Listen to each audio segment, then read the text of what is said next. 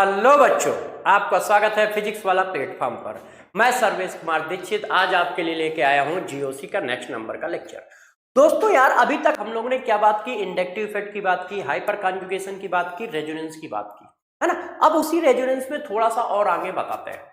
Resonating structure निकालना सिखाया था, रेजोनेंस में कहाँ कहाँ कॉन्जुगेशन होगा ये बात बताई थी। आज हम लोग जो डिस्कस करने जा रहे हैं वो जा रहे हैं बेचा स्टेबिलिटी की बात करने।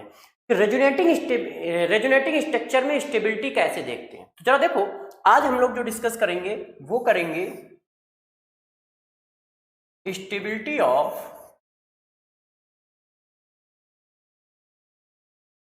रेजोनेटिंग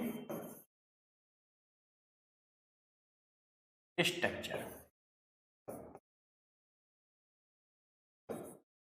देखो, रेजोनेटिंग स्ट्रक्चर की स्टेबिलिटी की जब बात आती है तो हम स्टेबिलिटी किस तरह से डिफाइन करते हैं, किस तरह से डिस्कस करते हैं, एक एक करके इन बातों पे हम फोकस करेंगे। तो जरा देखो, सबसे पहला point, rule number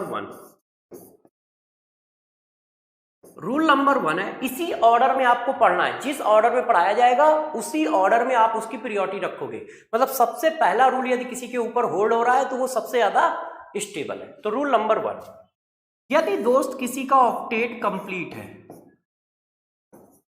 octet complete है और साथ साथ में गौर समझो वो न्यूट्रल है। यदि किसी का ऑक्टेट कंप्लीट है और वो न्यूट्रल है तो वो सबसे ज्यादा स्टेबल है। ठीक है, दूसरा, वो सबसे ज्यादा स्टेबल है। दूसरा नंबर, यदि किसी का ऑक्टेट कंप्लीट है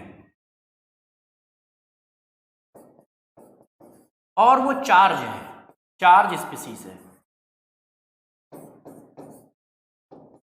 तो नेक्स्ट नंबर पे ये आएगा। ऑक्टेट कंप्लीट और चार्ज स्पीसीज वाला नेक्स्ट नंबर पे आएगा। फॉर एग्जांपल, जरा अब इस बात को थोड़ा समझाता हूं। जैसे आपसे किसी ने कहा कि जरा बताना, ये हमारे पास लिखा है क्या? सभी बच्चों को पता है कार्बोक्सिलिक एसिड, ऐसे लिखा है। ये देखो बच्चों, सबका ऑक्टेट कंप्लीट है और न्यूट्रल है। अब इसका मैंने एक रेजोनेटिंग स्ट्रक्चर बनाया, ये देखिएगा आप लोग, ध्यान दीजिए, ऐसे। ये देखो बच्चों, अब जरा मेरे को देख के बताओ, क्या सबका ऑक्टेट कंप्लीट है? सबके पास 8 इलेक्ट्रॉन है? चेक करिए, देखो, हाइड्रोजन का डुप्लेट कंप्लीट है, ऑक्सीजन का चेक करो, 2 लोन पेयर है, मतलब 2 इलेक्ट्रॉन ये हो गए और 6 इलेक्ट्रॉन ये हो गए जो बॉन्डेड इलेक्ट्रॉन है। भाई 3 बॉन्ड बने ना, तो 3 बॉन्ड का मतलब मेरे दोस्त कितने इलेक्ट्रॉन? 6 इलेक्ट्रॉन। तो दोस्त 6 इलेक्ट्रॉन हो गए है, और 2 इलेक्ट्रॉन हो गए, एक लोन पेयर हो गया, तो 8 इलेक्ट्रॉन हो गए। इसमें चेक करो, 6 तो इलेक्ट्रॉन ये दिख रहे हैं, एक बॉन्ड है, सबके ऑक्टेट कंप्लीट है। यदि कोई पूछता है कि जरा बताओ पहले और दूसरे फिगर में ज्यादा स्टेबल कौन है, तो हमें क्या करना चाहिए? तो देखो जरा, जो रूल नंबर 1 बताया है वो लगाना चाहिए। ऑक्टेट कंप्लीट है, न्यूट्रल है, तो उसकी स्टेबिलिटी सबसे ज्यादा है। ऑक्टेट कंप्लीट है, चार्ज स्पीसीज है, तो उसकी स्टेबिलिटी दूसरे नंबर पे आती है। इसका मतलब इस फिगर को देख के आप क्या कहोगे कि यार first is more stable then second. इसका मतलब रेजोनेटिंग स्ट्रक्चर में फर्स्ट की स्टेबिलिटी ज्यादा है, सेकंड की कम है, ये कहा जा रहा है आपसे। ठीक है, एग्जांपल और एक दे देता हूं। किसी ने मेरे से बोला कि यार देखो ये फिनॉल है, ऐसे, इस तरह से। अब मैंने इसका एक रेजोनेटिंग स्ट्रक्चर ये बना दिया, फिनॉल ये आया, ये ऐसे आ गया। ये देखो दोस्त, इस तरह से आ गया। ये देखो, अब बोला जा रहा है बताओ जरा दोनों में स्टेबल ज्यादा कौन है? पहला है और दूसरा है। तो हम किसकी स्टेबिलिटी ज्यादा लगाएंगे? हम कहेंगे first is more stable then second, क्योंकि पहले के ऑक्टेट भी कंप्लीट है, न्यूट्रल भी है, और दूसरे के क्या है? ऑक्टेट भी कंप्लीट है मगर ये न्यूट्रल नहीं है, चार्ज है, इसलिए ये सेकंड नंबर पे आया। इसलिए क्या है? सेकंड नंबर पे आया। किसी ने कहा इन दोनों में बताओ जरा ज्यादा स्टेबल कौन है?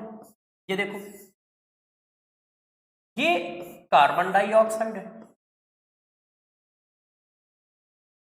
ये देखिए दोस्तों, और इसका एक रेजोनेटिंग स्ट्रक्चर मैंने ये बना दिया ऐसे।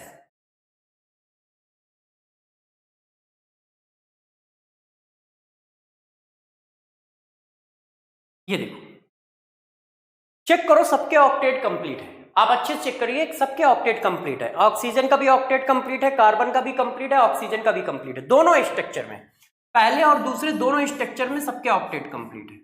अब पूछा जा रहा ज्यादा स्टेबल कौन है, तो क्या कहोगे, first is more stable then second. क्यों? क्योंकि फर्स्ट में ऑक्टेट कंप्लीट भी है और साथ साथ में न्यूट्रल भी है दोस्त। इतनी बात समझ में आ गई? ठीक, अब अगला पढ़ते हैं। अब नेक्स्ट नंबर का रूल, नेक्स्ट नंबर का रूल जरा देखो क्या है। Rule number 3। अब रूल नंबर 3 की बात करते हैं। अब क्या है, यदि मान लो ऑक्टेट कंप्लीट नहीं है किसी का, तो कैसे देखोगे? तब हमें कौन कौन सी बातें ध्यान रखनी चाहिए, उस पर फोकस करते हैं, है कि नहीं? उस पर फोकस करते हैं। देखो रूल नंबर 3, इस पर, जिस एटम पर चार्ज है यदि उसके पास वैकेंट ऑर्बिटल है, चार्ज, पॉजिटिव चार्ज नहीं, charge atom, if charge present in vacant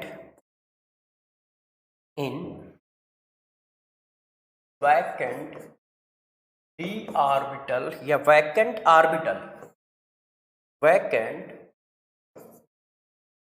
orbital atom, यदि कहीं ऐसा है कि जो चार्ज प्रेजेंट है उस एटम के पास वैकेंट ऑर्बिटल है, तो वो मोर स्टेबल सिचुएशन होती है, मोर स्टेबल, ठीक है, कंडीशन। तो बच्चों मोर स्टेबल कंडीशन होती है, वो ज्यादा स्टेबल होता है। फॉर एग्जांपल जरा देखो, एक एग्जांपल आपको देता हूं। यदि मैं पूछता हूं इन दोनों में ज्यादा स्टेबल कौन है, तो क्या बताओगे तुम? ये देखो, इन दोनों में ज्यादा स्टेबल कौन है, तो तुम कैसे बताओगे कि ज्यादा स्टेबल ये है या वो है? यदि किसी बच्चे ने ये चेक कर दिया कि इलेक्ट्रोनिगेटिव पे निगेटिव चार्ज, ठीक है, electro positive pay positive charge stable होता है, तो उसके हिसाब से उसका आंसर ये आना चाहिए, उसके हिसाब से इसका आंसर ये आना चाहिए। मगर मैं ये कह रहा हूं ये ज्यादा स्टेबल है। क्यों? क्योंकि ऑक्सीजन के पास वैकेंट ऑर्बिटल नहीं है। जरा समझिए, ऑक्सीजन के पास वैकेंट ऑर्बिटल नहीं है। वैकेंट ऑर्बिटल क्या है? एब्सेंस है, नहीं है। मगर इसके पास वैकेंट ऑर्बिटल है।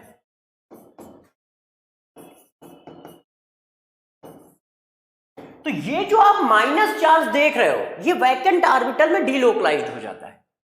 माइनस चार्ज जो सल्फर के ऊपर देख रहे हो, ये वैकेंट ऑर्बिटल में डीलोकलाइज्ड हो जाता है, मतलब घूमने लगता है, जिससे इसकी स्टेबिलिटी बढ़ जाती है।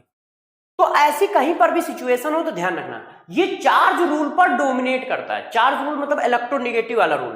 देखो, एक रूल नंबर 4 ये है, मैं यहां लिख देता हूं, फिर आपको इस बात को समझाता हूं। थोड़ा सा कनेक्ट करूंगा तो तुम समझ पाओगे। एक रूल होता है, ये आप सभी बच्चों ने पढ़ा है, कि इलेक्ट्रोनिगेटिव एलिमेंट पर निगेटिव चार्ज और इलेक्ट्रो पॉजिटिव एलिमेंट पे पॉजिटिव चार्ज स्टेबलाइज करता है, स्टेबल होता है, स्टेबल होता है। फॉर एग्जाम्पल जैसे ये देखो, इनमें ज्यादा स्टेबल कौन है?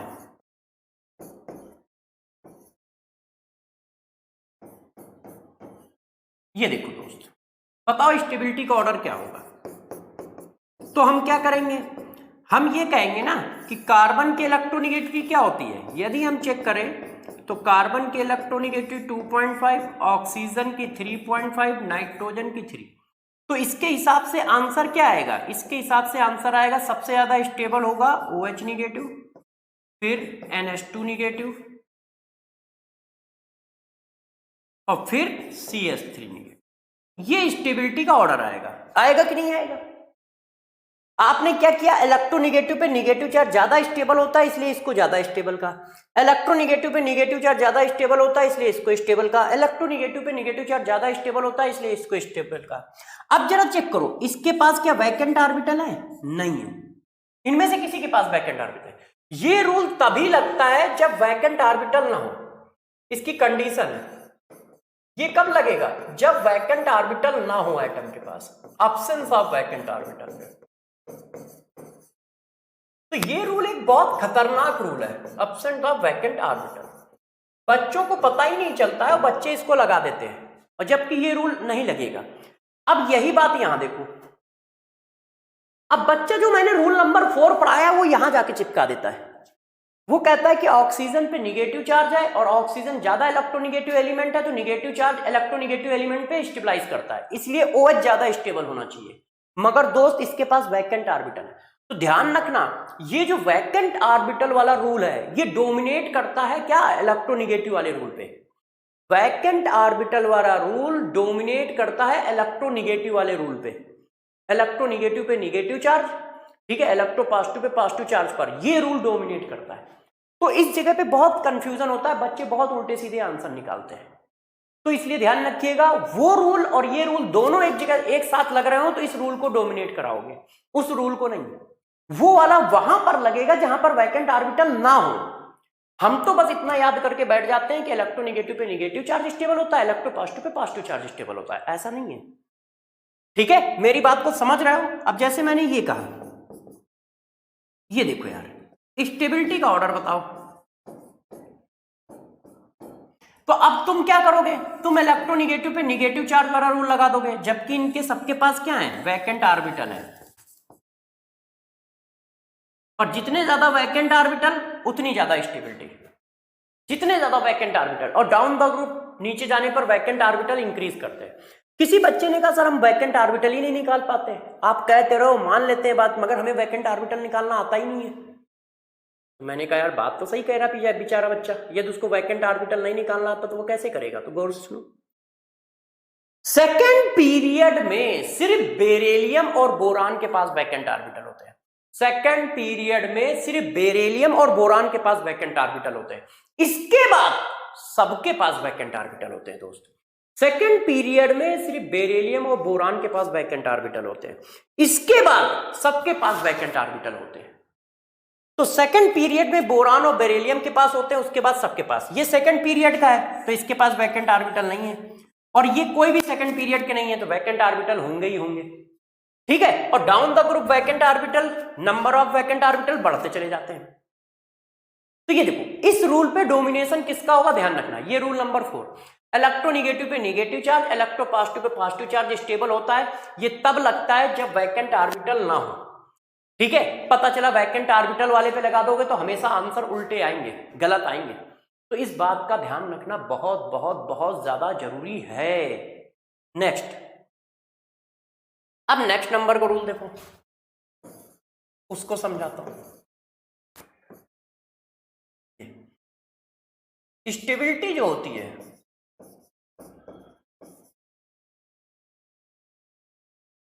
वो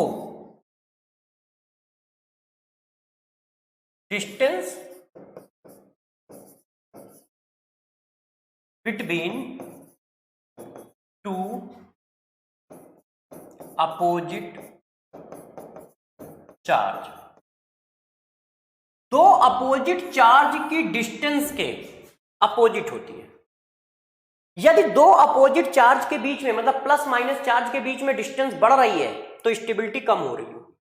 क्यों? क्योंकि इलेक्ट्रोस्टैटिक्स फोर्स के अपोजिट आपको काम करना पड़ रहा है। तो इलेक्ट्रोस्टैटिक्स फोर्स के अपोजिट काम करना पड़ेगा तो एनर्जी लेनी पड़ेगी। तो दो अपोजिट चार्ज के बीच की डिस्टेंस बढ़ेगी तो स्टेबिलिटी कम होगी। बच्चों ने कहा सर क्या कह रहे हो, समझ नहीं पाए। तो मैंने कहा मैं समझाता हूं, जरा इस बात को समझो। जैसे ये देखो यार दोस्त, ये हमारे पास मॉलिक्यूल है। कौन सा मॉलिक्यूल है? फिनॉल। ऐसे देखो, अब फिनॉल मॉलिक्यूल में आपने रेजोनेंस कराया ऐसे और ऐसे। तो जब फिनॉल मॉलिक्यूल में रेजोनेंस कराया तो पहला फिगर दोस्त ये आ गया, ठीक? ये देखो, अब दूसरा फिगर जरा बनाओ। नेक्स्ट नंबर का फिगर बनाओगे तो दोस्त ये आ जाएगा। रेजोनेंस हमेशा अल्टरनेट चलता है, मैंने आपको पढ़ाया था। ये देखो, चेक करो, ऐसा ही तो आएगा। ये इलेक्ट्रॉन क्या होंगे, ऐसे जाएंगे, ऐसा जाएंगे। अब पहला फिगर ये है, दूसरा फिगर ये है, तीसरा फिगर ये है। ये तो हमें पता हो गया कि पहला सबसे ज्यादा स्टेबल है। क्यों? क्योंकि ऑक्टेट रूल को फॉलो कर रहा है और साथ में न्यूट्रल भी है, तो पहला सबसे ज्यादा स्टेबल है, ये बात कंफर्म है। मगर मेरे दोस्तों दूसरा और तीसरा के बारे में तो बताओ। अभी तक जितने रूल पढ़ाए हैं उनमें से कौन सा रूल इसके ऊपर लगेगा? दोनों के ऑक्टेट कंप्लीट है और दोनों के ऊपर चार्ज है, दूसरा रूल कैंसिल। भाई दोनों के ऑक्टेट भी कंप्लीट है और दोनों के ऊपर चार्ज भी है, ठीक, दूसरा वाला रूल नंबर यही था ना, वो कैंसिल हो गया। तीसरा रूल क्या बताया था? यदि किसी के पास वैकेंट ऑर्बिटल है तो ज्यादा स्टेबलाइज करेगा, इनमें से किसी के पास वैकेंट ऑर्बिटल है ही नहीं, तो तीसरा रूल कैंसिल। चौथा क्या बताया था? इलेक्ट्रोनिगेटिव पे निगेटिव चार्ज, इलेक्ट्रोपॉजिटिव पे पॉजिटिव चार्ज स्टेबल होता है। ऑक्सीजन पे पॉजिटिव, ऑक्सीजन पे पॉजिटिव, कार्बन पे निगेटिव, कार्बन पे निगेटिव, ये वाला भी काम नहीं करेगा। सेम एटम पे निगेटिव है, सेम एटम पे पॉजिटिव है, तो इसका कैसे निकालोगे? इसकी स्टेबिलिटी हम इस रूल से निकालेंगे। कैसे? जरा देखो। सॉरी बच्चों, बहुत थक गया हूं आज, बहुत लगातार क्लास ले रहा हूं, रिकॉर्डिंग चल रही है, जरा गौर से समझिएगा, उसको छोड़ते हैं। चलो इधर ध्यान दो। अब आप बताओ जरा, इनके बीच में डिस्टेंस कितनी है? एक कार्बन की डिस्टेंस है, और इनके बीच में कितनी डिस्टेंस है? 1 2 3 4 कार्बन की डिस्टेंस। डिस्टेंस ज्यादा कहां है? यहां है, तो स्टेबिलिटी क्या होगी? कम होगी। क्यों? इलेक्ट्रोस्टैटिक फोर्स, आप पॉजिटिव चार्ज के अपोजिट डायरेक्शन में यदि नेगेटिव चार्ज को ले जाओगे तो एनर्जी देनी पड़ेगी ना। बताओ, पॉजिटिव चार्ज से अपोजिट डायरेक्शन में चार्ज को ले जाओगे तो एनर्जी देनी पड़ेगी। क्यों? क्योंकि उनके बीच में अट्रैक्शन था, इनके बीच में अट्रैक्शन था, और तुम इलेक्ट्रॉन को यहां घुमा के ला रहे हो, तो अपोजिट डायरेक्शन में ले जाओगे तो एनर्जी देनी पड़ेगी, एनर्जी देते हैं स्टेबिलिटी कम हो जाती है। तो डिस्टेंस ज्यादा होगी तो स्टेबिलिटी कम होगी। इसका मतलब तुम इस रूल से कह सकते हो कि second is more stable then third. ये हुआ। तो अब देखो सबका स्टेबिलिटी ऑर्डर लग गया इस तरह से, ऐसे है कि नहीं? इस तरह से हम लोगों ने इनके स्टेबिलिटी ऑर्डर को लगा लिया। ठीक, कर लोगे? बात समझ पाए? अब एक आध और क्वेश्चन देता हूं इसी पर, जैसे आपको ये बात थोड़ी अच्छे से समझ में आए। देखो एक क्वेश्चन ये है, किसी ने मेरे से पूछा यार इसकी स्टेबिलिटी का ऑर्डर बताओ सर, तो मैंने कहा यार बता देंगे, ऐसी क्या बात है। देखो दोस्तों, जो पढ़ा रहा हूं उसको आप गौर से ध्यान रखिएगा, फिर मत कहिएगा कि यार सर क्या हो गया। पहला फिगर, अब दूसरा फिगर इसका बताते हैं। रेजोनेंस कहां से स्टार्ट होगा? यहां से स्टार्ट होगा, ये बात जानते हो ना, अभी कल ही पढ़ाया है कि हमेशा रेजोनेंस कहां से स्टार्ट होता है? जहां से लोन पेयर होते हैं, यहां पे लोन पेयर है, तो ये इलेक्ट्रॉन ऐसे जाएंगे, तो जब ये इलेक्ट्रॉन ऐसे गए तो ये 6 हो गया, ये देखो, ठीक। और वो इलेक्ट्रॉन ऐसे जाएंगे तो ये इलेक्ट्रॉन ऐसे जाएंगे, तो ये यहां पे आ गया। तो वैसे तो हम रेजोनेटिंग स्ट्रक्चर की बात कर रहे हैं, इसलिए हम ये रफ कर दे रहे हैं, क्योंकि हम तो सिर्फ रेजोनेटिंग स्ट्रक्चर बना के देंगे आपको। आपको अपना स्टेबिलिटी देखनी है कि स्टेबिलिटी का ऑर्डर क्या है। देखो पहला फिगर ये, दूसरा फिगर हमारा ये। एक मिनट, ये देखो ऐसे, तो जब ये यहां गया ये ऐसे आया, ठीक है, तो प्लस चार्ज इस पर डेवलप हो गया। नेक्स्ट नंबर का फिगर मैंने ये बनाया, प्लस यहां पे है, डबल बॉन्ड यहां पे है। ये देखो मेरे दोस्त, अब मैंने कहा यार इनकी स्टेबिलिटी का ऑर्डर बताओ 1 2 3, तो पहला वाला ज्यादा स्टेबल क्यों है? कोई बच्चा बता सकता है कि first is more stable than others? क्यों? क्योंकि वो ऑक्टेट भी कंप्लीट कर रहा है और न्यूट्रल भी है। अब इसमें क्या है? इसमें इसके ऑक्टेट कंप्लीट नहीं है, इसके भी ऑक्टेट कंप्लीट नहीं है, तो यार ऑक्टेट कंप्लीट नहीं है, चार्ज है। अब पहले और दूसरे में देखो क्या दूसरा रूल लग सकता है? दूसरा रूल क्या था? ऑक्टेट कंप्लीट है और चार्ज है, तो इसमें दोनों के ऑक्टेट कंप्लीट नहीं है, दूसरा रूल खत्म हो गया। कार्बोकैटायन का ऑक्टेट कहां कंप्लीट होता है? उसमें 6 तो इलेक्ट्रॉन होते हैं, है कि नहीं? तो दूसरा रूल नहीं लगा। तीसरा रूल क्या था? वैकेंट ऑर्बिटल हो, तो वैकेंट ऑर्बिटल भी नहीं है, चौथा रूल, इलेक्ट्रोनेगेटिव पे नेगेटिव, इलेक्ट्रोपॉजिटिव पे पॉजिटिव, ऑक्सीजन पे नेगेटिव, ऑक्सीजन पे नेगेटिव, कार्बन पे पॉजिटिव, कार्बन पे पॉजिटिव, वो भी नहीं लगेगा। अब लास्ट वाला जरा पकड़ो, ऑक्सीजन पे माइनस है, कार्बन पे प्लस है, इनकी डिस्टेंस क्या है, इनके बीच में 2 कार्बन है और इनके बीच में 1 2 3 4, तो distance between 2 opposite charge cheque करो, है 2 अपोजिट चार्ज के बीच में ये डिस्टेंस आ रही है, तो कितने, इसमें कितने एटम की डिस्टेंस है 2, इसमें कितने एटम की डिस्टेंस है 4, तो इसका मतलब सेकंड ज्यादा स्टेबल है और थर्ड कम स्टेबल है, ये इस तरह से, ठीक है ना दोस्तों। तो ये देखो यार, हम लोगों ने इस बात को इस तरह से कर लिया। तो डिस्टेंस वाला रूल आप याद रखें, क्योंकि वो लगेगा और आपको ध्यान देना पड़ेगा कि वो लग कैसे रहा है, नहीं ध्यान दोगे तो गड़बड़ कर जाओगे। अब कहानी को और आगे बढ़ाते हैं, नेक्स्ट नंबर के रूल पे फोकस करते हैं कि और क्या रूल है। देखो, यदि 2 एटम पे सेम चार्ज आ रहा है, ये और ये आ जाए या ऐसा और ऐसा आ जाए, तो ये भी अनस्टेबल सिचुएशन होती है। हमें कोशिश करनी है कि 2 एटम पे सेम चार्ज ना आ पाए अर्जेसेंट पे। यदि 2 एटम अर्जेसेंट पे हैं तो उन पे सेम चार्ज नहीं आने चाहिए, हमें ये कोशिश करनी है। हमें क्या कोशिश करनी है कि 2 एटम यदि अर्जेसेंट पे हैं तो दोस्त उनके ऊपर सेम चार्ज नहीं आने चाहिए। यदि उनके ऊपर सेम चार्ज आ रहे हैं तो वो अनस्टेबल सिचुएशन है। वो कैसी सिचुएशन है? Unstable situation. उससे ज्यादा स्टेबल कोई दूसरी होगी, ठीक है। तो 2 एटम हमें कभी भी सेम चार्ज पे अर्जेसेंट पे नहीं आने चाहिए, वो अनस्टेबल सिचुएशन होती है क्योंकि उनमें इलेक्ट्रॉनिक रिपल्सन आ जाता है, ठीक है। तो इस तरह की सिचुएशन नहीं बननी चाहिए। फॉर एग्जाम्पल, बच्चे ने कहा सर एक एग्जाम्पल तो मार दो, तो मैंने कहा देखो एक एग्जाम्पल मार देते हैं।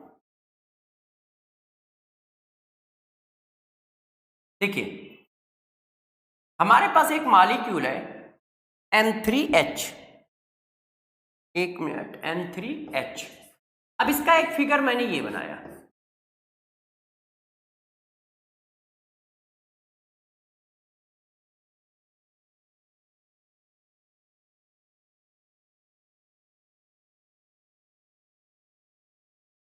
देखो एक फिगर इसका ये है कि हाँ यार एक फिगर कुछ इस तरह बना लिया गया, फिर इसी फिगर को तो मैंने थोड़ा सा चेंज कर दिया और ये बना दिया, ठीक है। कैसे? ये देखो, इसको ऐसे ले आया,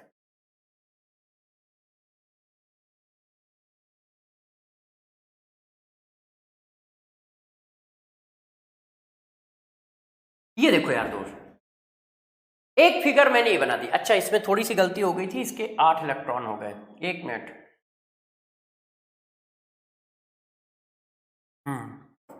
ये देखो दोस्त ऐसे किया है हम लोगों ने और इस पर इलेक्ट्रॉन कर दिए 4। अब क्या हुआ है? हाँ अब ये ठीक है, ये एक इलेक्ट्रॉन एक पॉजिटिव चार्ज। अब देखो यार बच्चों ये सिचुएशन है। अब बताइए इन दोनों में ज्यादा स्टेबल कौन है? एक मिनट थोड़ा सा और कम कर दूं, यहां से जब बॉन्ड हट जाएगा तो ये हट जाएगा ना, ऐसे। अब बताइए इन दोनों में ज्यादा स्टेबल कौन है? प्लस प्लस है और यहां पे क्या है? ये देखो, और यहां पे क्या है? 2 प्लस है। तो स्टेबिलिटी किसकी होगी? यदि इसको 1 और इसको 2 कहें तो यार 1 इज मोर स्टेबल देन 2। ये देखो, तो इस बात का हमें ध्यान रखना है कि सेम चार्ज अगल बगल नहीं आने चाहिए। यदि सेम चार्ज अगल बगल आएंगे तो स्टेबिलिटी कम हो जाएगी, ठीक है। लास्ट एंड फाइनल,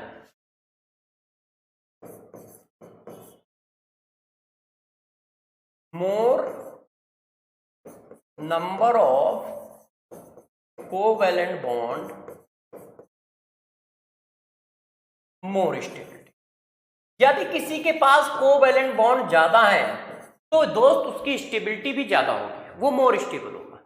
जितने ज्यादा उसके पास कोवैलेंट बॉन्ड होंगे वो उतना ही ज्यादा स्टेबल होगा। इस बात का भी हमें ध्यान रखना है, ठीक है, कि यदि किसी के पास बॉन्ड ज्यादा है तो उसकी स्टेबिलिटी भी ज्यादा है, ठीक है। इस बात का भी आप ध्यान रखोगे, ज्यादा बॉन्ड होने पर स्टेबिलिटी ज्यादा होगी, कम बॉन्ड होने पर स्टेबिलिटी कम होगी, ठीक है। एक जैसी सिचुएशन कहीं दिख रही हो वहां पर कि जितने ज्यादा कार्बन बॉन्ड होंगे उतनी ज्यादा स्टेबिलिटी होगी। जैसे ये देखो, मॉलिक्यूल सेम होना चाहिए, पता चला तुमने मॉलिक्यूल चेंज कर दिए, जैसे ये है। अब किसी ने कहा ये बताओ,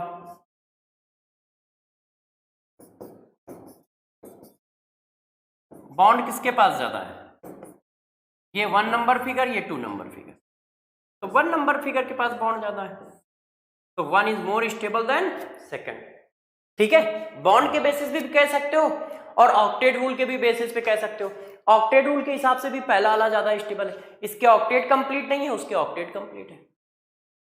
ठीक, अब यार हम इनके एप्लीकेशन करते हैं। अभी हम रूल पढ़ा रहे थे, अब थोड़ा सा एप्लीकेशन पे आते हैं, जैसे हम लोगों को ये पता लगे कि ये करते कैसे हैं। कुछ क्वेश्चन करके देखते हैं।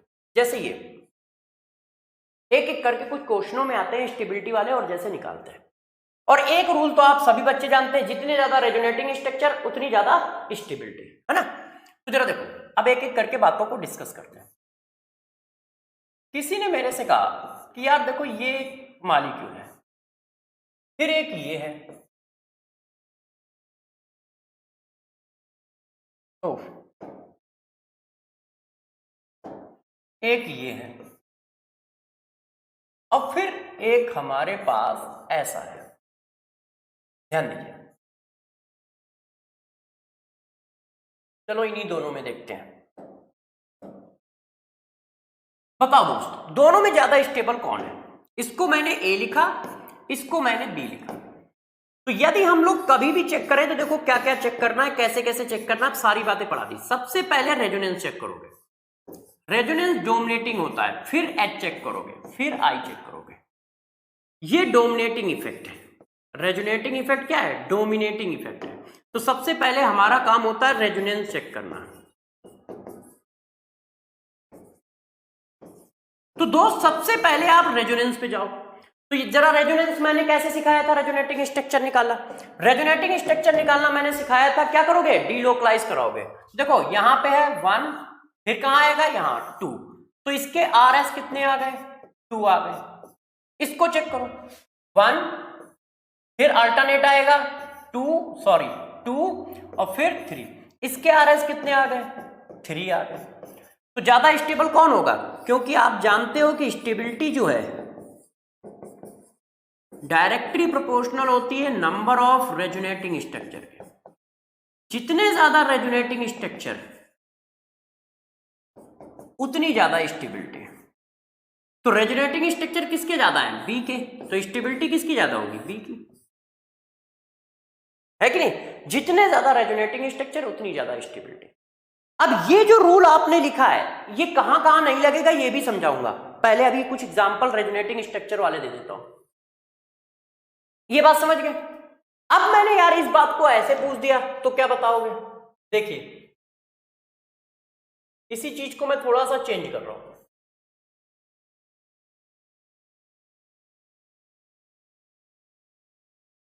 ए,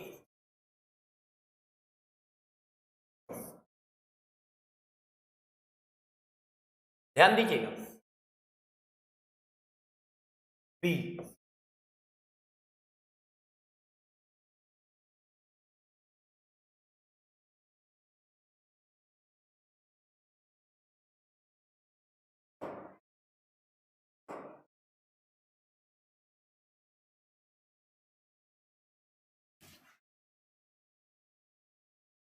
सी। अब बताइए बच्चों कि स्टेबिलिटी हम कैसे लगाएं। तो जरा गौर से देखो, ये प्लस चार्ज है तो अल्टरनेट जाएगा, तो 1 2 3 और कहीं जा सकता है? सिंगल सिंगल है, 2 सिंगल आ गए। कैसा? यहां पे था 1 2 3, अल्टरनेट जाता है। मैंने कहा था रेजोनेंस से कॉन्जुगेशन सिस्टम होगा तो अल्टरनेट जाएगा। 1 यहां पे हुआ, 2 यहां पे हुआ, 3 यहां पे हुआ। तो ए के पास कितने रेजोनेटिंग स्ट्रक्चर आए मेरे दोस्त? 3। अब बात करो बी के पास कितने आए? ठीक है, 1 2 3, एक तो ये है। अच्छा एक और है, ये देखो 1 2, मतलब या तो वो इधर जाएगा या वो इधर जा सकता है, मगर जा दोनों तरफ सकता है। तो इधर से भी जाने का उसके पास रास्ता है, इधर से भी, दो अलग अलग रास्ते हैं। एक रास्ता ऐसा है, ऐसे आ गया, एक और रास्ता बना उसके पास ऐसे आने का, ऐसे आने का, दो रास्ते हैं। इसका मतलब रेजोनेंस ज्यादा है क्योंकि टोटल फिगर कितने आए, तो टोटल फिगर मेरे दोस्त उसके पास कितने आ रहे हैं, 4 आ रहा है। अब इस पे आओ, सी 1 2 3, अब जाएगा नहीं जाएगा। अच्छा इधर से जा सकता है, नहीं जा सकता है, तो इसका मतलब इसके भी टोटल फिगर कितने आए, 3। इन सबको देख के ये तो पता चल गया कि बी सबसे ज्यादा स्टेबल है, इसमें कोई दिक्कत, क्यों, रेजोनेटिंग स्ट्रक्चर ज्यादा है। अब बात आती है ए और सी, ए और सी में क्या है, क्यों, क्योंकि रेजोनेंस तो सेम है, चेक करो, रेजोनेंस क्या है, सेम है, अलग अलग रेजोनेंस है नहीं। अच्छा ए और सी में और बातें चेक करो जरा, रेजोनेंस सेम है, कार्बन कैसा है, सेकेंडरी, ये भी कार्बन कैसा है, सेकेंडरी, रूल नंबर 2 भी सेम है यार, दोनों कार्बोकैटायन सेम है, तो रेजोनेंस के रूल भी सारे सेम है, चेक कर लो, हाइपर कॉन्जुगेशन लगा के चेक कर लो, इसके बगल में एक अल्फा कार्बन है और एक अल्फा हाइड्रोजन है, इसके बगल में भी एक अल्फा हाइड्रोजन है, चेक करो, इसके पास कितने अल्फा हाइड्रोजन, एक, sp2 वाले नहीं गिनते हैं, अल्फा हाइड्रोजन sp3 होना चाहिए, ये चिल्ला चिल्ला के बताया है, एक, इसके बगल में भी एक, हाइपर कॉन्जुगेशन से भी नहीं निकाल सकते। इंडक्टिव इफेक्ट चेक करो, तो इंडक्टिव इफेक्ट ये लग रहा है, ये पूरे का, इस पर भी यही लग रहा है, ये पूरे का, तो यार ये दोनों किसी भी तरह से अलग अलग नहीं है, इसका मतलब ए और सी की स्टेबिलिटी कैसी है, सेम है, चेक कर लो भाई, पहले रेजोनेंस लगाया, दोनों के स्ट्रक्चर सेम आए, फिर कार्बोकैटायन की डिग्री चेक करो, दोनों सेकेंडरी है, फिर हाइपर कॉन्जुगेशन लगा लो तो दोनों के पास एक एक अल्फा हाइड्रोजन है, फिर इंडक्टिव इफेक्ट लगा लो तो जो ग्रुप इसको इफेक्ट कर रहा है वही ग्रुप इसको इफेक्ट कर रहा है और सेम डिस्टेंस पे इफेक्ट कर रहा है, भाई इसके लिए ये ग्रुप लगा है, इस पे भी यही ग्रुप लगा है, और ग्रुप के एडजेसेंट पे प्लस है, ग्रुप के एडजेसेंट पे प्लस है, दोनों में चेक करो, तो सारी बातें सेम है, तो स्टेबिलिटी भी सेम होगी, जब कुछ डिफरेंस होगा ही नहीं तो हम कैसे निकालेंगे, तो इनकी स्टेबिलिटी भी क्या आएगी, सेम आएगी। तो देखो ऐसे करने हैं अपने को क्वेश्चन करते समय हमें ये बात याद रखनी है, रेजोनेटिंग स्ट्रक्चर निकालिए और ऐसा करिए। बच्चों ने कहा सर और बता दीजिए, मैंने कहा यार और बता देंगे, ऐसी क्या बात है। अब जरा देखो, ये कार्बोकैटायन आ गया, ठीक है, और एक कार्बोकैटायन ये आ गया,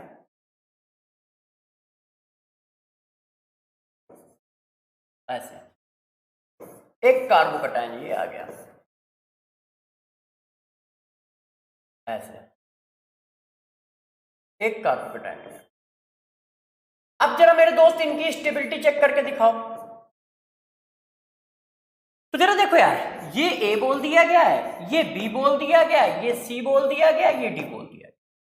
अब बताइए सबसे ज्यादा रेजोनेंस इसमें है 1 2, अल्टरनेट जाता है 3 4, 5 यहां जा सकता है, 5 यहां जा सकता है, पोजीशन फिर से रिकॉल हो गई, फिर से सेम पोजीशन पे पहुंच गया तो रोक दो।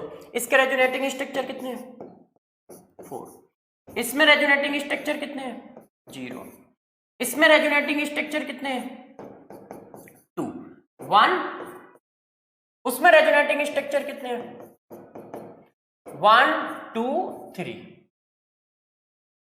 अब ये साफ बता रहा है कि ए आएगा, फिर डी आएगा, फिर सी आएगा, फिर बी आएगा, बात खत्म हो गई।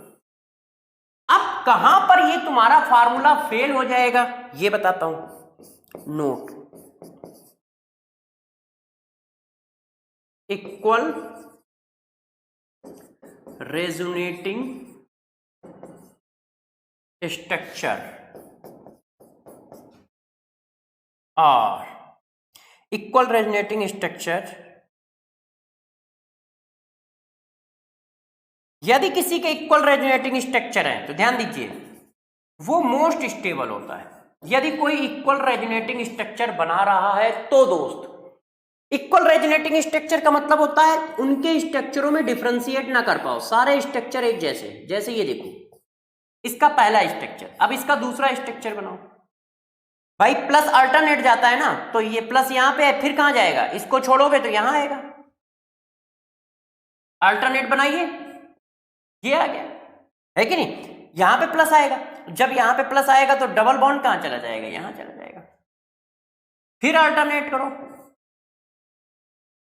यहां पे प्लस आएगा, डबल बॉन्ड यहां चला जाएगा।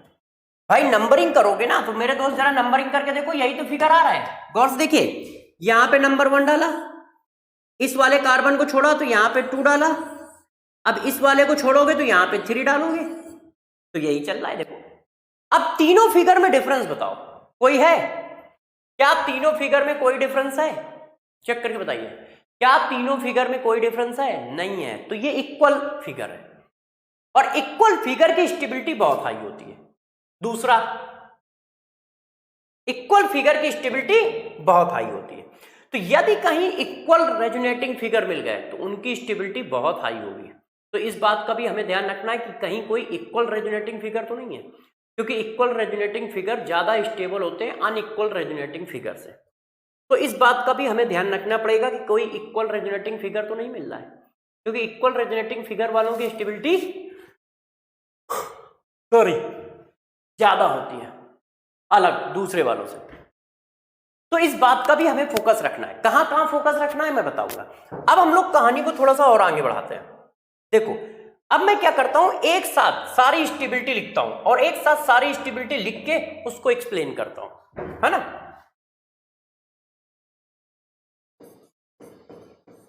स्टेबिलिटी ऑफ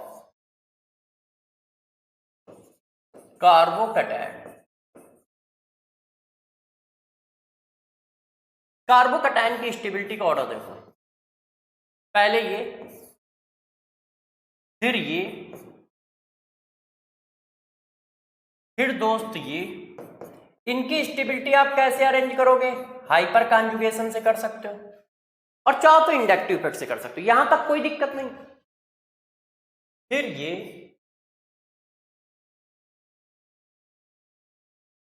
ये क्या होता है, ये होता है क्या, बेंजाइलिक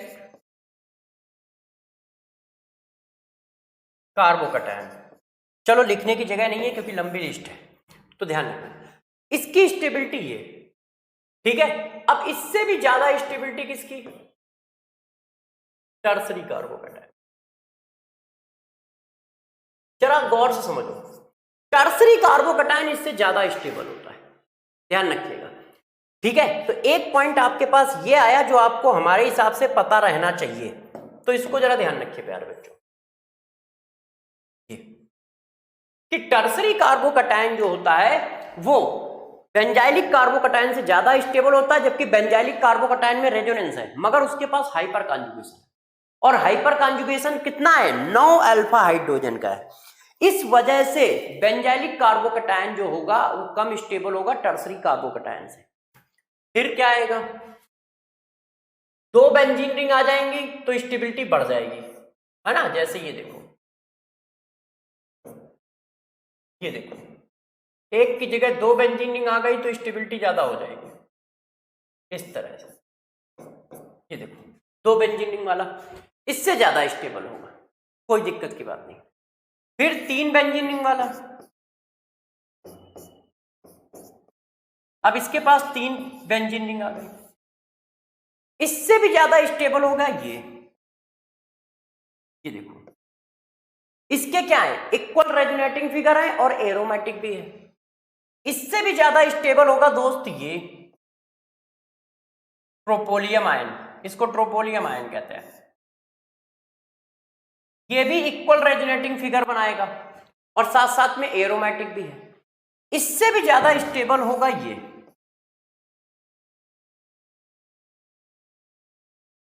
इससे भी ज्यादा स्टेबल होगा ये। मैं आपको अभी सब एक्सप्लेन कर दूंगा, मगर एक बेसिक ऑर्डर लग जाएगा ना तो आप चीजों को आसानी से पकड़ पाओगे। और इससे भी ज्यादा स्टेबल होगा ये।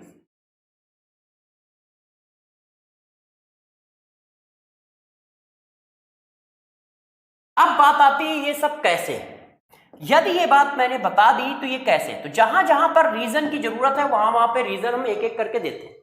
बच्चों को यहां पर रीजन की जरूरत है कि सर आपने ऐसा कैसे कर दिया, तो जरा गौर समझिए। Due to 9 alpha hydrogen of tertiary carbocation. Tertiary methyl carbocation के पास 9 अल्फा हाइड्रोजन होते हैं, इस वजह से वो रेजोनेटिंग इफेक्ट पे डोमिनेट कर जाता है। बहुत ज्यादा इनकी स्टेबिलिटी में डिफरेंस नहीं है, मगर ऑर्डर लगाने की बात आए तो आप ये ऑर्डर लगाओगे। फिर एक जगह पे बात ये आती है कि सर आपने यहां कैसे कर दिया यार, इसके पास पता नहीं कितने रेजोनेटिंग स्ट्रक्चर होंगे, इतनी सारी बेंजीन रिंग लगा रखी है और आपने इसको ज्यादा स्टेबल कर दिया। तो उसका रीजन है, उसका रीजन क्या है जरा देखो। पहली बात, ये इक्वल रेजोनेटिंग स्ट्रक्चर फॉर्म करता है, इक्वल रेजोनेटिंग फिगर फॉर्म करता है, सारे के सारे फिगर एक जैसे हैं। और दूसरी बात, ये एरोमेटिक भी है, एरोमेटिक स्पीसीज है। ये देखो, ये एरोमेटिक स्पीसीज है और ये दोनों एक ही जैसे हैं, दोनों काम यही है। रेजोनेटिंग स्ट्रक्चर इसके ज्यादा है, मगर ये और ये ज्यादा स्टेबल है क्योंकि इनके इक्वल रेजोनेटिंग स्ट्रक्चर होते हैं, मतलब एक ही जैसे। पहले रेजोनेटिंग स्ट्रक्चर, दूसरे रेजोनेटिंग स्ट्रक्चर और तीसरे रेजोनेटिंग स्ट्रक्चर में आप डिफरेंशिएट नहीं कर पाओगे। और यदि सारे रेजोनेटिंग स्ट्रक्चर एक जैसे हैं और वो एरोमेटिक है तो वो सबसे ज्यादा स्टेबल होता है, और वही हुआ है। यदि किसी के पास सारे इक्वल रेजोनेटिंग स्ट्रक्चर हैं और साथ साथ में वो एरोमेटिक भी है तो वो सबसे ज्यादा स्टेबल है। ये देखो, इसके बाद ये सब क्यों स्टेबल है, इनका भी तो रीजन आएगा कि सर ठीक है आपकी बात मान लेते हैं, मगर इनको कैसे कर दिया आपने कि ये ज्यादा स्टेबल कैसे है, इससे ज्यादा स्टेबल ये कैसे है। इनमें तो किसी तरह का रेजोनेंस नहीं है, इसमें सिग्मा बॉन्ड का रेजोनेंस है, इसमें भी रेजोनेंस है, रेजोनेंस ऑफ सिग्मा बॉन्ड। इसमें कैसा रेजोनेंस है मैं आपको बताता हूं, इसको मैं थोड़ा सा अलग से बता देता हूं क्योंकि इस तरह के कंपाउंड आपने नहीं देखे हो। देखो यार, इसमें इस तरह का रेजोनेंस है, ये ऐसे है, ये जो आपका बॉन्ड है, ये वाला बॉन्ड है, सॉरी इसको दिखता हूं, ये वाला बॉन्ड जो है वो ऐसे जाता है इस तरह से, ये बॉन्ड इस तरह से ये शिफ्ट हो जाता है ऐसे। तो जब ऐसे शिफ्ट होगा तो कैसे होगा, देखो तो ये रिंग ऐसे आ जाएगी, 4 मेंबर की रिंग हो जाएगी और प्लस यहां चला जाएगा इस तरह से।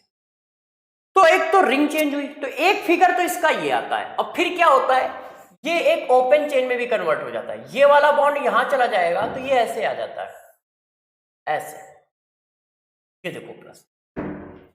तो ये एक स्पेशल टाइप का डीलोकलाइजेशन है जो सिग्मा बॉन्ड पे हो रहा है ना, जबकि सिग्मा बॉन्ड डीलोकलाइज नहीं होता है, हमेशा पाई बॉन्ड डीलोकलाइज होता है। तो एक तो रिंग स्ट्रेन कम हो रहा है और साथ साथ में सिग्मा बॉन्ड डीलोकलाइज हो रहा है, जिसकी वजह से इनकी स्टेबिलिटी बहुत हाई होती है, क्योंकि यहां पर सिग्मा बॉन्ड का डीलोकलाइजेशन होता है और सिग्मा बॉन्ड कहीं डीलोकलाइज नहीं करते, जहां करते हैं उनकी स्टेबिलिटी बहुत हाई होती है। तो स्टेबिलिटी ऑर्डर ये आता है। तो एक तो आप उस ऑर्डर को अच्छे से ध्यान रखो और दूसरा इस रूल को भी ध्यान रखो। इस रूल को कैसे ध्यान रखो कि जरा देखो, सबसे पहले आते हैं एरोमेटिक इक्वल फिगर, एरोमेटिक है और इक्वल फिगर है। उसके बाद आते हैं कौन, एरोमेटिक, जो सिर्फ एरोमेटिक है। उसके बाद आते हैं नंबर ऑफ रेजोनेटिंग स्ट्रक्चर, जितने ज्यादा रेजोनेटिंग स्ट्रक्चर ज्यादा होंगे वो ज्यादा स्टेबल होगा, रेजोनेटिंग स्ट्रक्चर वाले।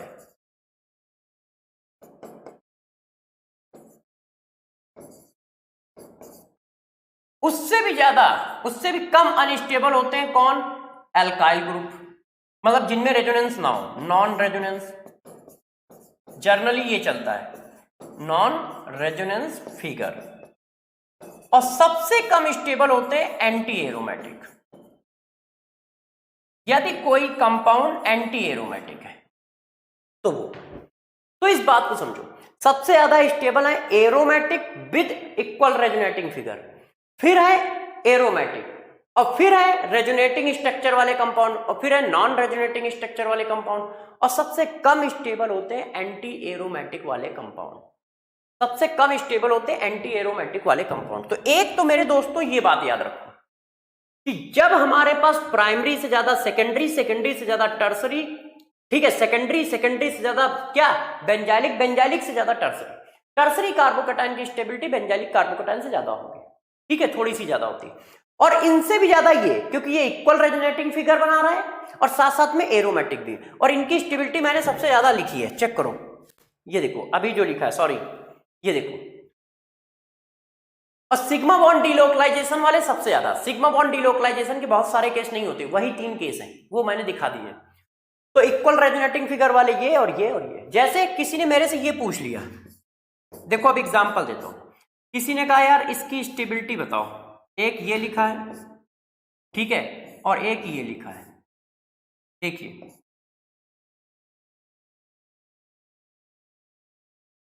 ये लिखा है और एक ऐसे लिखा है।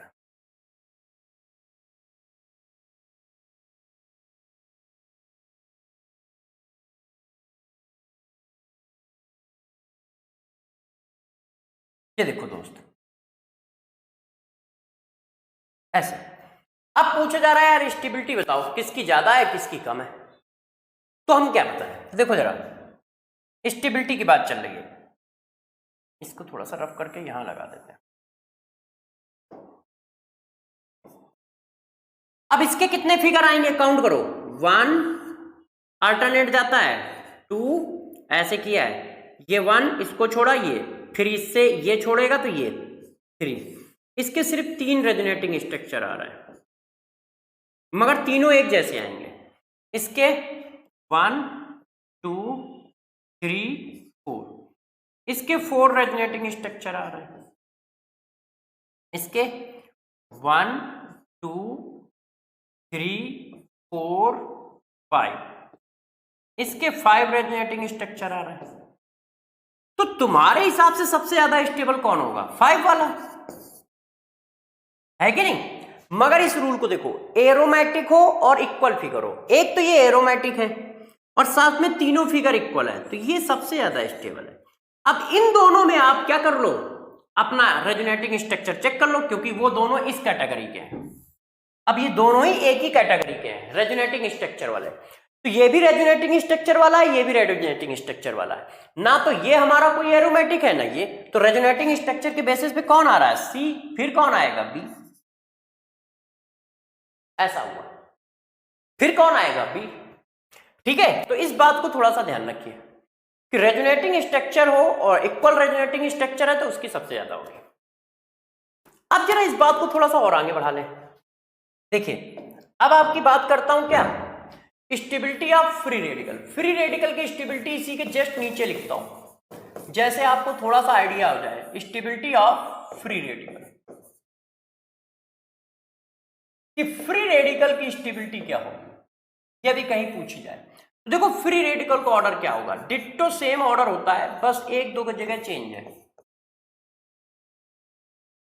आप जानते हो फ्री रेडिकल बिल्कुल कैसे बिहेव करेंगे, कैटायन की तरह बिहेव करेंगे। तो ये देखो, मगर यहां पर जरा ध्यान रखना, टर्सरी फ्री रेडिकल की स्टेबिलिटी जो होती है विनाइल फ्री रेडिकल से कम होती है। ये देखो अभी हम वहां उल्टा लिख के आए, तो एक पॉइंट आपके लिए ये रहेगा, तो ये हम लोग बता देंगे, पहले लिख लेता हूं। इनकी स्टेबिलिटी तो समझ ही रहे हो, कंपेयर में उसकी ज्यादा क्यों है? इसके पास 2 बेंजीन रिंग है, 2 बेंजीन रिंग है तो ज्यादा रेजोनेंस है, इसके पास 3 बेंजीन रिंग है तो और ज्यादा रेजोनेंस है यार, है कि नहीं? जितनी ज्यादा बेंजीन रिंग उतना ज्यादा रेजोनेंस। तो ये देखो ऑर्डर है। आपको जो बात याद रखनी है, जो दिमाग में रहनी चाहिए, वो ये वाली है, ये वाली, ये वाली। टर्सरी फ्री रेडिकल जो होता है बेंजाइलिक फ्री रेडिकल से कम स्टेबल है, और जबकि अभी जस्ट उल्टा कैटायन में लिख के आए थे। तो कैटायन के केस में जो है टर्सरी फ्री रेडिकल ज्यादा स्टेबल है और फ्री रेडिकल के केस में ये है। तो कैटायन का केस ध्यान रखना, फ्री रेडिकल केस ध्यान रखना, अपोजिट चलेगा। उसका रीजन है कि ये लोन पेयर होने के वजह से ये 100% प्लेनर नहीं होता है। तो 100% प्लेनर नहीं होता तो डिलोकलाइजेशन थोड़ा वीक हो जाता है, और डिलोकलाइजेशन वीक हो जाता है तो वो डोमिनेट करता है, क्योंकि मैंने पीछे भी बताया था उन दोनों की एनर्जी में बहुत कम डिफरेंस है। ठीक है, तो जब फ्री रेडिकल की बात आएगी ये निकलेगा और इस तरह से चलेगा। ठीक है, अब stability of anion, stability of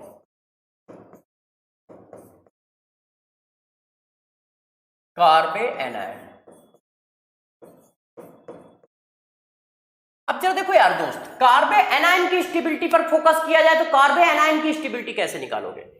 आपको ये सारी बातें पढ़ा दी चुकी हैं, इस वजह से मैं इनको डायरेक्ट लिखता हूं, जो पढ़ा चुका हूं वो डायरेक्ट लिख रहा हूं। जैसे आपको पता है कि ये टर्सरी कार्बे एनायन है तो ये सबसे कम होगा, फिर सेकेंडरी, फिर प्राइमरी। क्यों? इंडक्टिव इफेक्ट, पीछे ही तो पढ़ाया है।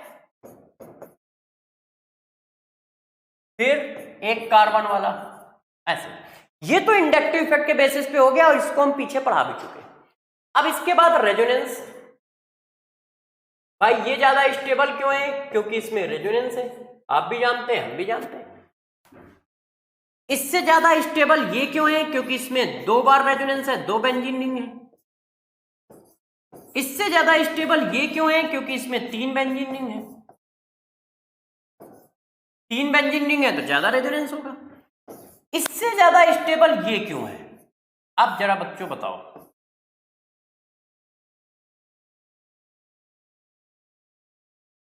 अब रेजोनेंस इससे ज्यादा तो नहीं है, फिर ये स्टेबल क्यों है? तो जरा चेक करो, ये क्या है? एरोमेटिक है और सारे के सारे फिगर इक्वल बनाएगा। Aromatic equal resonating figure, equal resonating figure. ये एरोमेटिक भी है और साथ में इक्वल रेजोनेटिंग फिगर है। इसको तो मैंने हाईएस्ट स्टेबिलिटी दी है हर केस में। हर केस में यही सबसे ज्यादा स्टेबल है जो इक्वल रेजोनेटिंग फिगर बनाता है और साथ साथ में क्या होता है? एरोमेटिक भी होता है। और आप चाहो तो चेक कर लो, इसके सारे फिगर एक जैसे हैं। पहले फिगर और दूसरे फिगर में डिफरेंशिएट कर पाओ, बताओ। अल्टरनेट जाएगा तो अल्टरनेट जाएगा तो अगला फिगर कहां आएगा? अगला फिगर ऐसा आएगा ना, ये देखो भाई, अल्टरनेट जाता है तो 1 2, तो अब माइनस कहां पे आएगा? 2 पे, तो बॉन्ड कहां चला जाएगा? 1 के पास। ये देखो, अब पहले और दूसरे में डिफरेंस बताओ।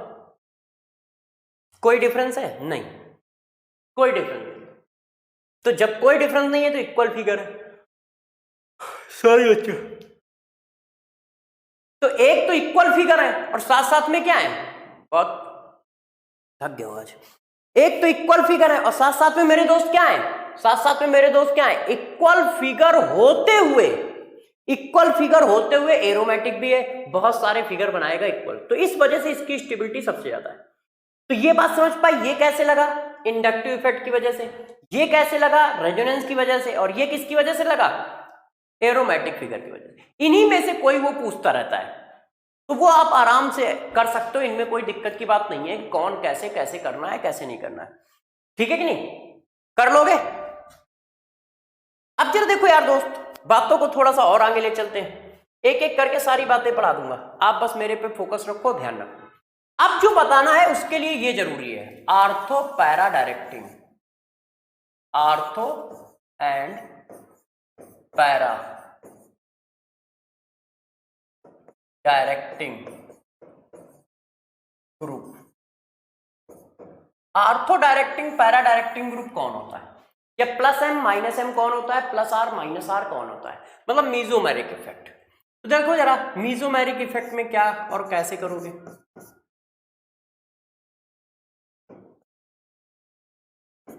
मीजोमेरिक इफेक्ट के थ्रू हम निकालेंगे, है ना? तो मीजोमेरिक इफेक्ट क्या है? एक तरह का रेजोनेंसी है ये एक स्पेशल टाइप ऑफ रेजोनेंस है। ये एक रेजोनेंसी है, अलग कुछ नहीं है। बस ये हम लोग रिंग पे काउंट करते हैं, है ना? ये मेनली किस पे होता है? एरोमेटिक पे काउंट करता है। तो अब जरा बताओ जरा इसके बेसिस पे कैसे करना है, तो गौर से समझिएगा, कॉन्सेप्ट समझो।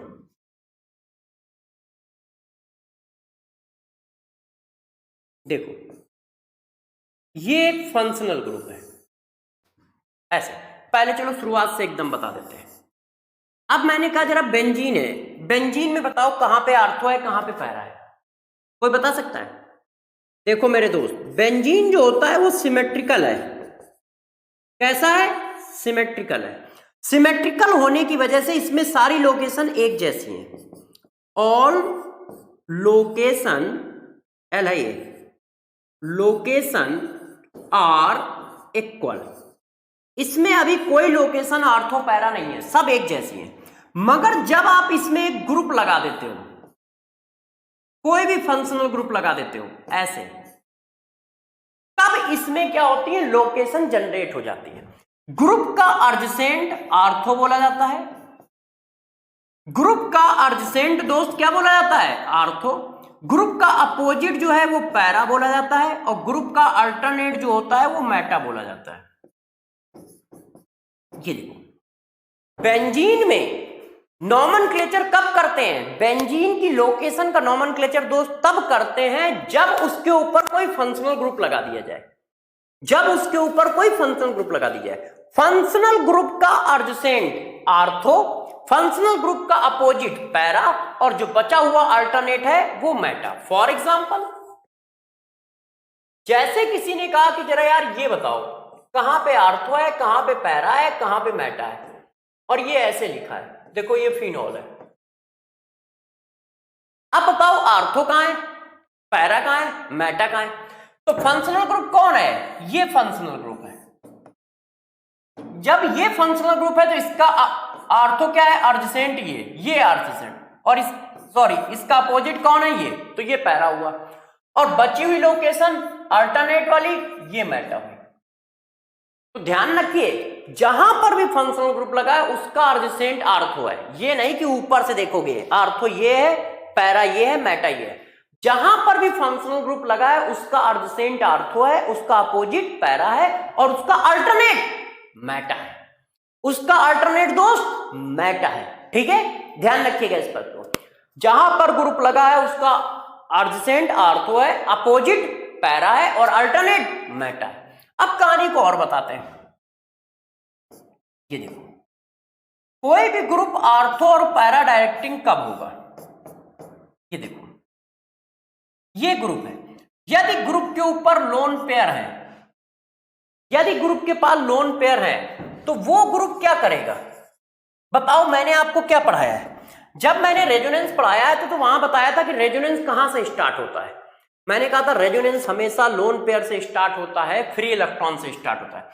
जो ग्रुप है यदि उसके पास लोन पेयर है तो वो लोन पेयर नीचे लाएगा, और ये ऐसे आएगा।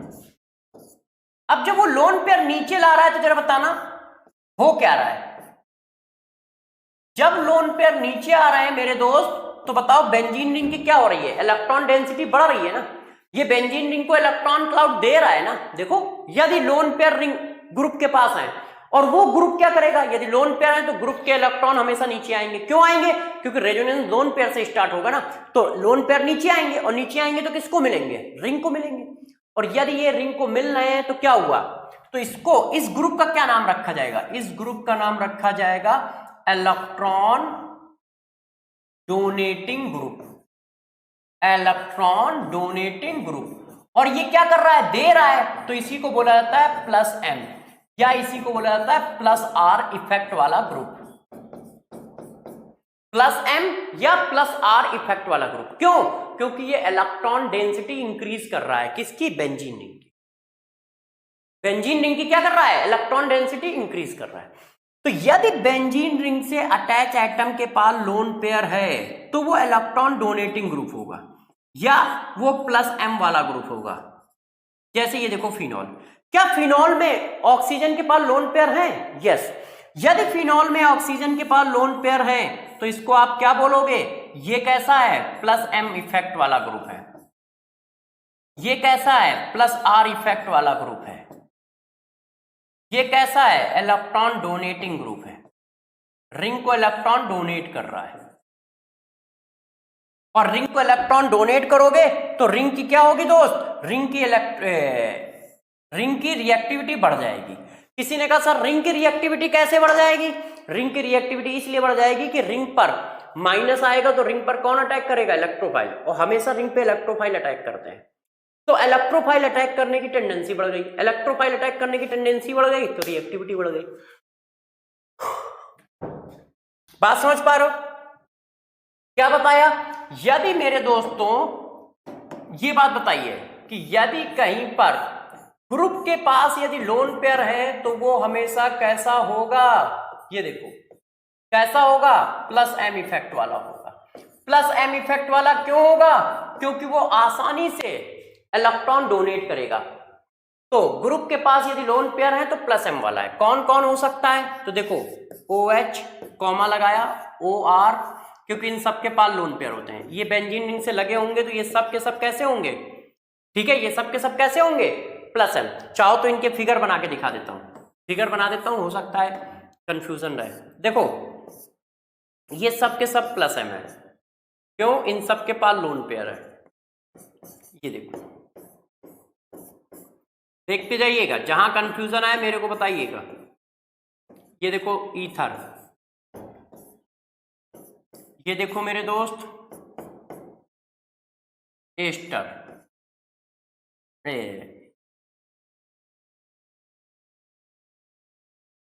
ये देखो मेरे दोस्त एमीन, ये देखो मेरे दोस्त सेकेंडरी एमीन,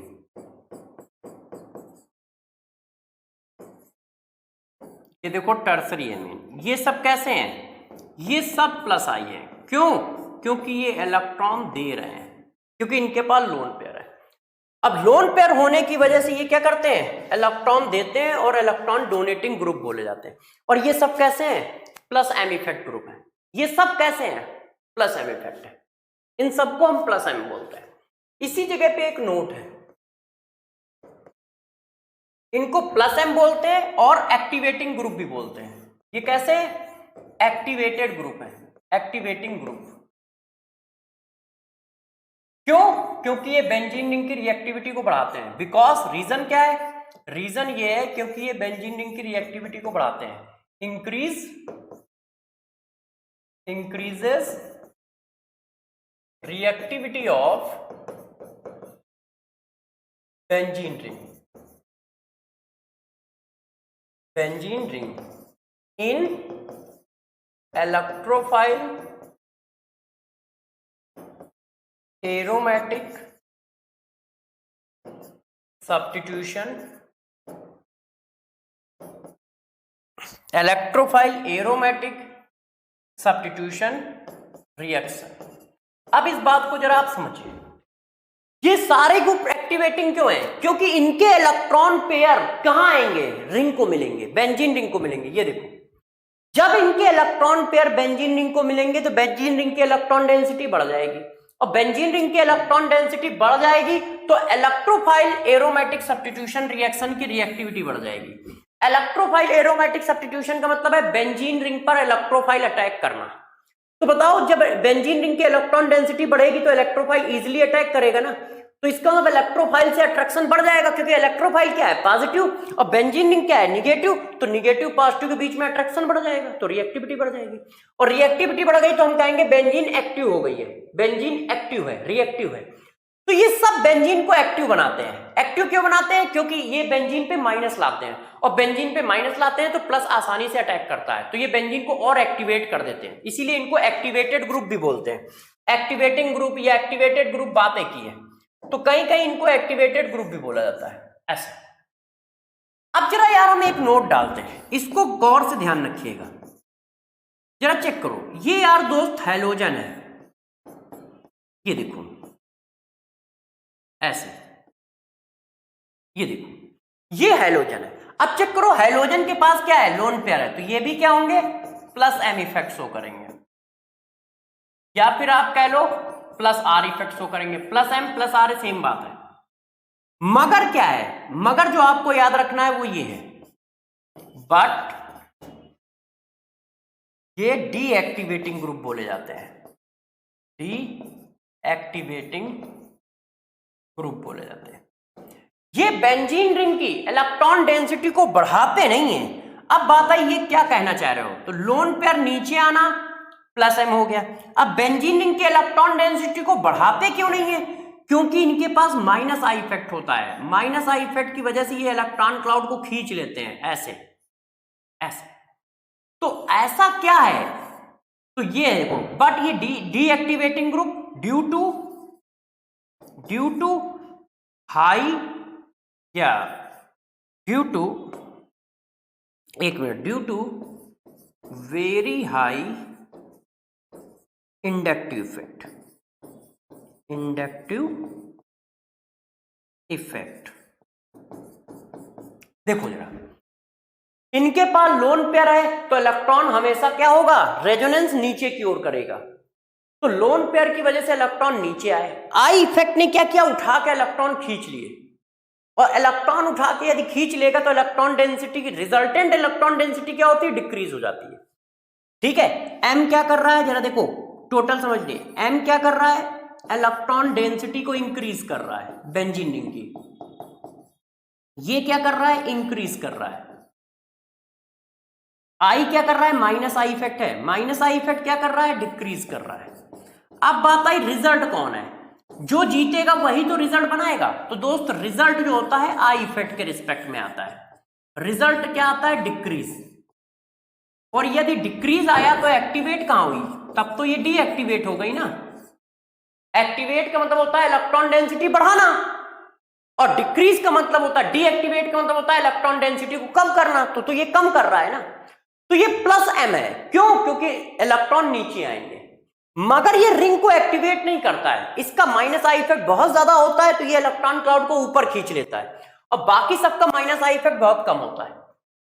इसलिए रेजोनेटिंग इफेक्ट डोमिनेट करता है इन सब केसों में, ओवरलैपिंग की वजह से।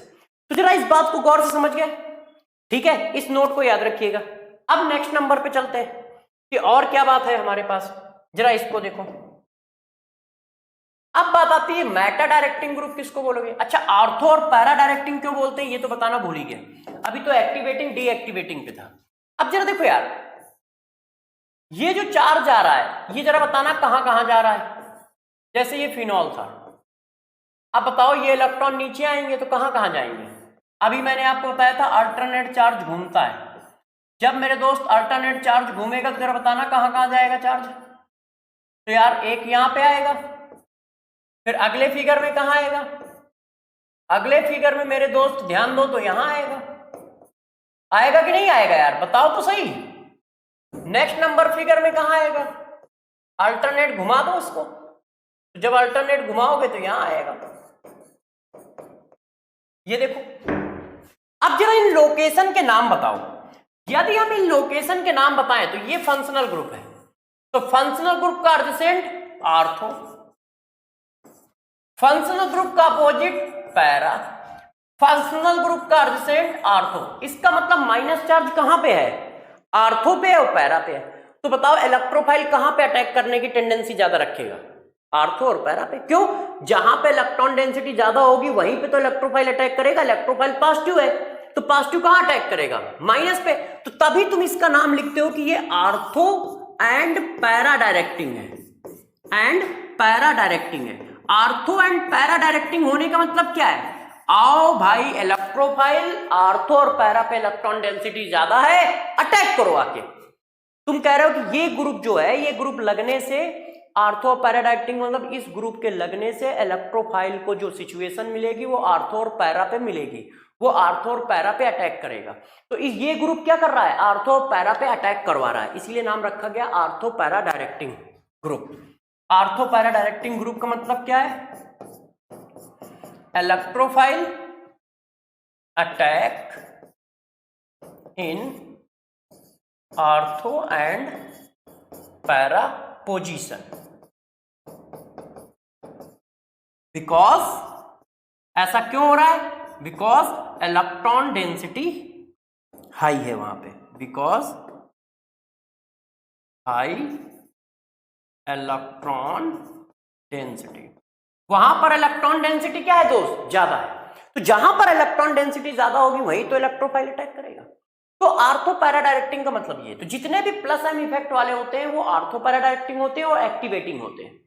वो एक्टिवेटिंग होते हैं। रिंग पर माइनस चार्ज ले जाते हैं तो रिंग पे माइनस चार्ज ले जाते हैं तो इलेक्ट्रोफाइल तेजी से अटैक करता है। नेक्स्ट, अब जरा देखिए, अब हम बात करते हैं माइनस एम इफेक्ट वालों की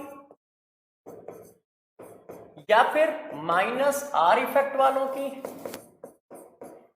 ठीक है, इन्हीं को कहा जाता है डीएक्टिवेटिंग ग्रुप।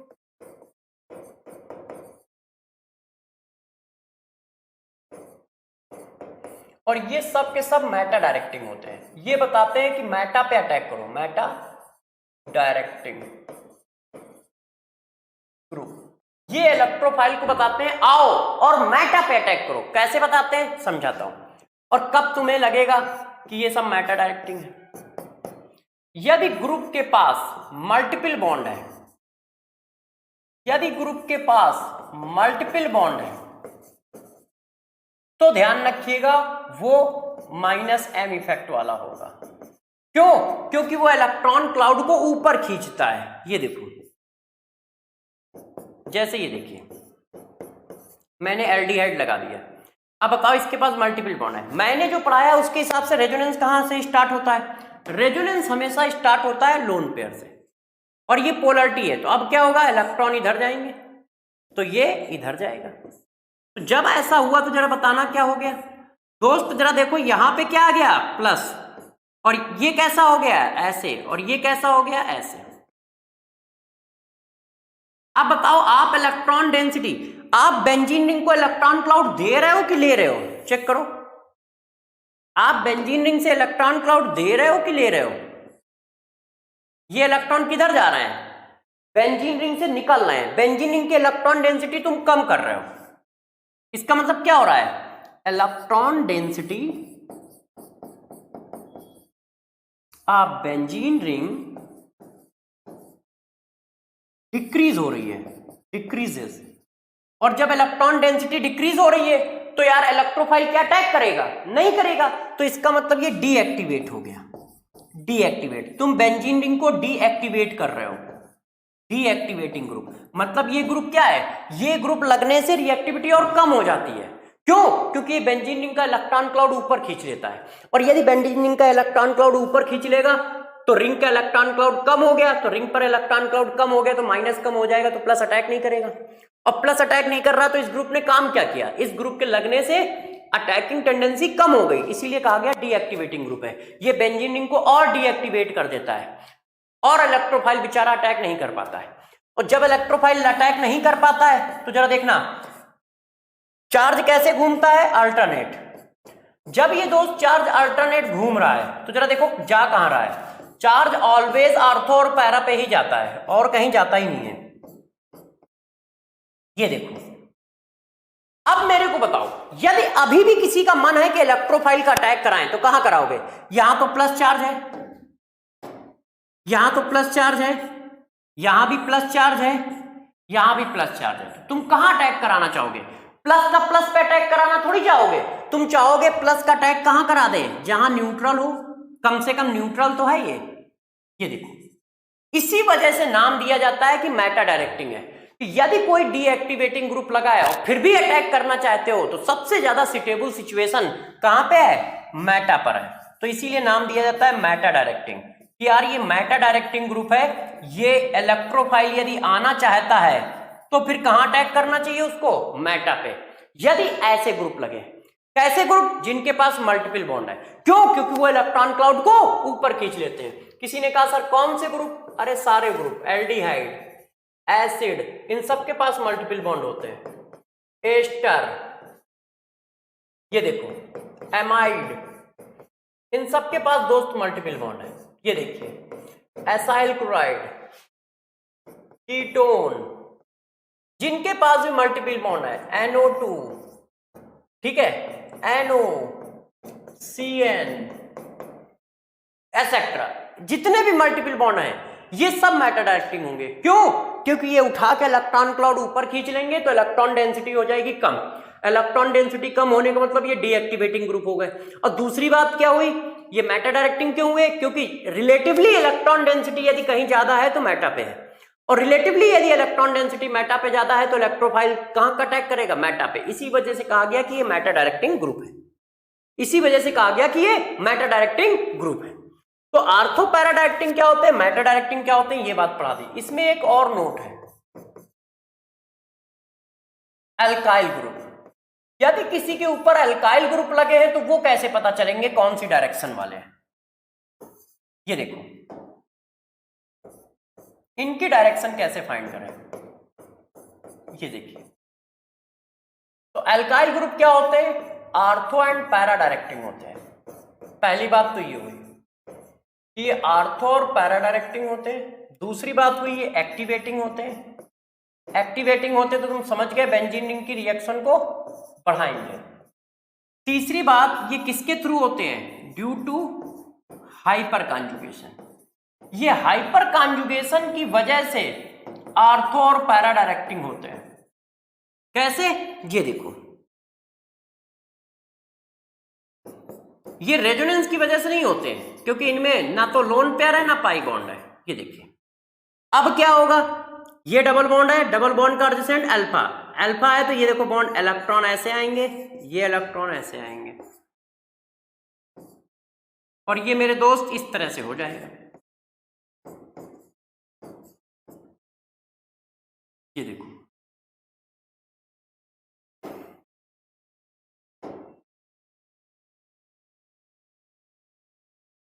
ऐसे। तो इलेक्ट्रॉन क्लाउड कहां आ रहा है? रिंग पे आ रहा है, इस वजह से ये एक्टिवेटिंग ग्रुप है। और जा कहां रहा है? आर्थो पे जाएगा, पैरा पे जाएगा, आर्थो पे जाएगा, इसलिए आर्थो पैरा डायरेक्टिंग है।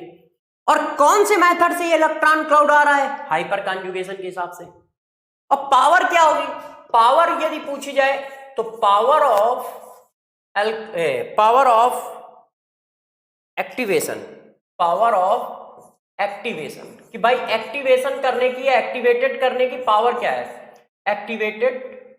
तो पावर ऑफ एक्टिवेशन क्या होगी? वो डायरेक्टली प्रोपोर्शनल होगी नंबर ऑफ अल्फा हाइड्रोजन। जितने ज्यादा अल्फा हाइड्रोजन होंगे उतना ज्यादा पावर होगी अल्काइल ग्रुप के पास। जैसे ये देखो, ये रिंग को ज्यादा एक्टिवेट करेगा क्योंकि 3 अल्फा हाइड्रोजन है, ये रिंग को कम एक्टिवेट करेगा क्योंकि इसके पास 2 अल्फा हाइड्रोजन है, और ये रिंग को और कम एक्टिवेट करेगा क्योंकि इसके पास 1 अल्फा हाइड्रोजन है। ये देखो दोस्त, चेक करो, इसके पास 3 अल्फा हाइड्रोजन, इसके पास 2 अल्फा हाइड्रोजन, इसके पास 1 अल्फा हाइड्रोजन। तो जितने कम अल्फा हाइड्रोजन होंगे उतनी कम पावर होगी। सबसे ज्यादा रिंग को एक्टिवेट कौन करेगा? CH3। क्यों? उसके पास 3 अल्फा हाइड्रोजन है और उसके पास क्या है? 2 है, उसके पास क्या है? 1। तो जितने ज्यादा अल्फा हाइड्रोजन होंगे उतनी तेजी से रिएक्शन होगी। कौन सी? इलेक्ट्रोफाइल वाली। क्यों? क्योंकि रिंग पे माइनस बढ़ाता चला जाएगा, और रिंग पे माइनस बढ़ाता चला जाएगा तो रिएक्शन की रिएक्टिविटी बढ़ती चली जाएगी। अब आप आर्थो पैरा डायरेक्टिंग यदि ग्रुप जान गए हो तो अब हम लोग लास्ट क्लास में जब पढ़ेंगे तो अब हम मिक्सचर पढ़ेंगे, मतलब एसिडिक स्ट्रेंथ, बेसिक स्ट्रेंथ, ठीक है, स्टेबिलिटी ऑफ ये बेंजाइल कार्बोकैटायन, ये सारी बातें पढ़ेंगे। तो बचा हुआ जितना भी टॉपिक है वो नेक्स्ट क्लास में खत्म किया जाएगा। ठीक है, आप सभी बच्चों से रिक्वेस्ट है कि इसको अच्छे से रिवाइज करके आइए। तीनों लेक्चर में जो जो बातें पढ़ाई गई हैं उनको अच्छे से रिवाइज करिएगा। ठीक है, उनको अच्छे से करिएगा। नेक्स्ट क्लास में हम लोग सारा कुछ करा देंगे। थ्योरी खत्म हो गई है, अब हम लोग को क्वेश्चन और कराने हैं, जैसे एसिडिक स्ट्रेंथ के रेजोनेंस वाले क्वेश्चन कराने हैं, बेसिक स्ट्रेंथ के क्वेश्चन कराने हैं, ठीक है, स्टेबिलिटी ऑफ बेंजाइल कार्बोकैटायन करानी है कि अब बेंजीन रिंग पे यदि कोई ग्रुप लगा होगा तो हम स्टेबिलिटी कैसे निकालेंगे। ये सारी बातें अब हम लोगों को कराने को रह गई हैं, तो वो हम लोग नेक्स्ट क्लास में कराएंगे। तब तक के लिए ऑल द बेस्ट, अपना ख्याल रखें और अच्छे से पढ़ाई करते रहें।